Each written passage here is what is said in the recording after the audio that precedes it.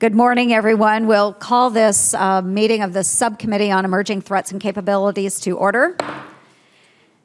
And I want to thank the witnesses for being here today. This is a very important topic, and we're glad to have you and appreciate your point of view.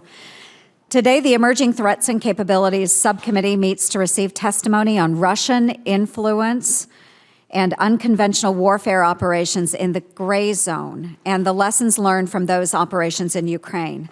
I would like to welcome our distinguished witnesses this morning, Dr. Olga Oliker, Senior Advisor and Director of the Russia and Eurasia Program at the Center for Strategic and International Studies, Dr. Michael Carpenter, Senior Director of the Biden Center for Diplomacy and Global Engagement at the University of Pennsylvania, and retired Lieutenant General Charles Cleveland, former commander of U.S. Army Special Operations Command and currently a senior fellow at the Madison Policy Forum. Thank you very much for joining us today. The invasion and illegal annexation of Crimea in the spring of 2014 represents the breadth of Russia's influence campaign in Ukraine, and the violation of Ukrainian sovereignty represents the first attempt to change the boundary of a European nation since the end of the Cold War. Russian operations span the spectrum from covert information operations intended to influence political opinion to overt deployment of military forces for unconventional warfare designed to dominate civilian populations. We cannot afford to understate its importance or ignore its lessons.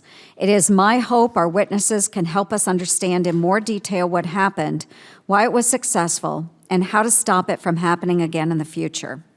Last week, the commander of U.S. European Command, General Scaparrotti, characterized the Russian operations in Crimea as activities short of war, or as it is commonly referred to, the gray zone.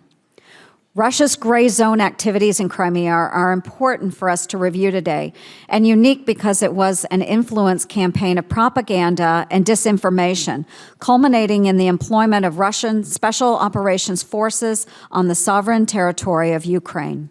This hearing today also allows us to discuss our own special operations forces. It is time we review their unconventional warfare capabilities.